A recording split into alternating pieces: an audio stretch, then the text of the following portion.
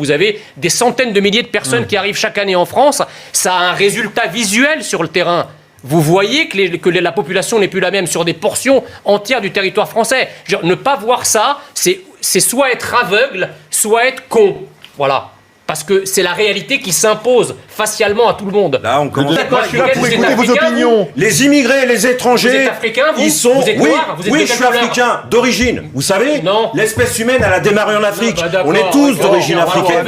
On est tous d'origine africaine. Et je vous dire, les étrangers, les immigrés.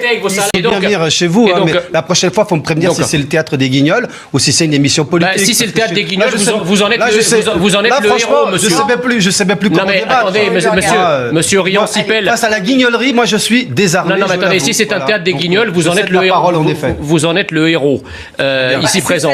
Donc, ça fait mal à la gauche. Ça fait très mal d'entendre les vérités, si vous voulez. Vous êtes assis sur un couvercle pour que les Français ne parlent pas. Aujourd'hui, pourquoi? J'ai pas de problème pour débattre des difficultés de la gauche. Je suis assez lucide, j'ai écrit là-dessus. Pourquoi l'agrégation même? Bon, voilà, c'est comme vous pouvez appeler guignolerie tout ce qui ne vous convient pas, mais ce qui vous convient pas, ça convient pas à des dizaines de millions de Français. Donc allez, merci, on va essayer d'élever un petit peu le débat. Un dernier mot. L'immigration, je ne sais quoi. Attendez, si vous additionnez... Vous n'irez pas très loin, c'est tout. Quand même, si vous additionnez l'électorat potentiel de Marine Le Pen et l'électorat potentiel d'Éric Zemmour, on est un tiers du corps électoral. Vous voulez que je vous dise, je vais vous donner un scoop, Marine Le Pen n'a aucune chance de gagner la présidentielle, pas plus que Zemmour. Donc c'est très simple, c'est l'enseignement des élections régionales. D'accord, parlons de Non, je suis pas devin, mais je sais aussi qu'il y a des réalités politiques. Monsieur Riancipel, on peut en débattre. Le PS aujourd'hui est devenu une tâche invisible à l'œil nu. Alors ils peuvent aller au second tour, mais c'est tout. Vous êtes devenu une tâche invisible à l'œil nu dans le spectre politique français. Mais qui égorge dans ce pays? Qui égorge dans ce pays? Monsieur Durand, qui égorge dans ce pays? Oui, je sais pas, je suis pas votre élève, vous n'êtes pas mon professeur. Non, mais vous n'allez pas me poser des questions. Là, c'est un sujet justement que vous vous acharnez à nier depuis des années. Qui dit je vais t'égorger dans ce pays? La violence contre les élus, je pense. Qui dit je vais t'égorger dans ce pays? De terrible, je pense que ça fait partie de la crise de. Mais je sais, on condamne tous. Bien sûr, bien sûr. Pour répondre à la question de Jean Messia, qui est une vraie question. Qui égorge dans ce pays? On a la réponse pour ce qui s'est passé, effectivement.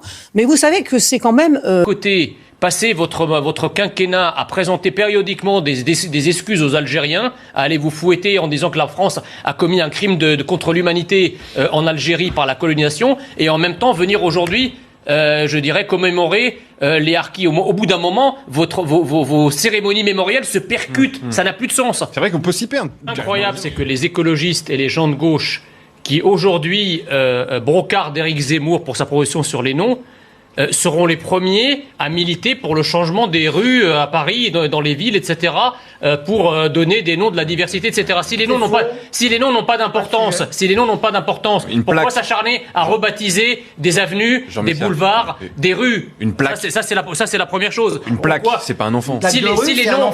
Si les noms étaient si peu importants, pourquoi Najat Vallaud-Belkacem a repris son nom, son identité marocaine?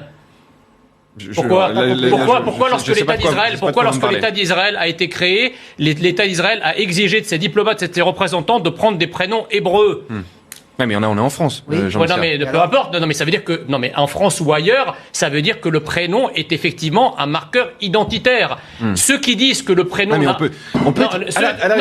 Juste pour finir, ceux qui disent que les prénoms n'ont aucun sens, c'est uniquement quand il s'agit de la France. Dès qu'il s'agit d'introduire des prénoms étrangers, là, il n'y a pas de problème. Ça, c'est open bar. Écoutez, moi, je considère que ça fait partie de la racaille médiatique. Il n'y a pas d'autre mot. Voilà, et alors ce qui est gênant, c'est qu'elle est payée par nos impôts.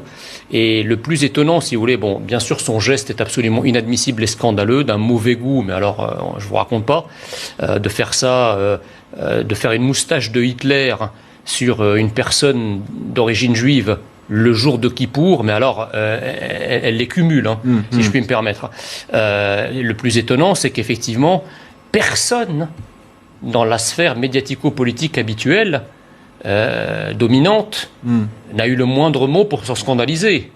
J'ai vu des articles dans Marianne, j'ai vu des positions exprimées par certains sur Twitter. Oui, mais Marianne, vous pouvez pas dire que l'ensemble de la classe médiatique, c'est... Vous avez entendu quelque chose de la part de France Info, de France Culture c'est son employeur, donc j'imagine qu'ils sont embarrassés, parce qu'effectivement, c'est pas drôle. De France 2, de France Télévisions. Non, mais pour l'instant, rien. Voilà, on espère, on attend peut-être une prise de position. Alors moi, je comprends pas l'argument qui consiste à dire ah non, mais n'y voyez aucun antisémitisme, etc. Mais enfin, je comprends pas, quand on avait brocardé Daniel Obono, on avait dit on brocarde une noire. Et c'est scandaleux. Donc quand on brocarde Éric Zemmour, on brocarde quoi? Un juif, non? Ou c'est pas la même chose?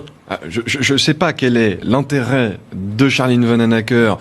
Peut-être simplement de la dérision et qui ne marche pas. Non, c'est de la bêtise. Non, mais peut-être que c'est de la bêtise. Peut-être que c'est de la bêtise. Non, mais le problème, c'est que c'est un 2 poids 2 mesures permanent. Vous savez, cette France Inter, c'était cette radio sur laquelle il y avait eu 2 crétins qui s'étaient produits en chantant Jésus est PD. Là, ça avait fait rire tous les gauchos progressistes. Ils auraient chanté Mahomet et PD, ils auraient osé. Mais ils n'auraient pas osé. Donc là, c'est pareil. Ces gens-là sont moi, je vous l'ai dit. Je trouve que c'est bête.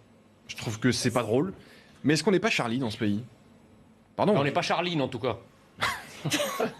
Vous êtes bon, en tout cas. Là, au moins, vous êtes drôle. Prisca Thévenot. Est-ce qu'on peut pas se dire que ça, c'est... Puis quand j'ai fait l'ENA, tout ça participait d'une volonté de rendre à la France une partie de la dette morale dont je m'estime redevable. Et puis, évidemment, le message que je porte aujourd'hui en tant qu'homme public, il est relativement simple. C'est-à-dire... en fait, là, pour parler un peu de manière un petit peu pompeuse et prétentieuse, la France, c'est moi. D'aucuns disaient la République, c'est moi. Je sais pas trop à quoi ils faisaient allusion, mais moi, quand je dis la France, c'est moi, c'est que moi, j'étais pas français. Et la France a fait de moi ce que je suis devenu.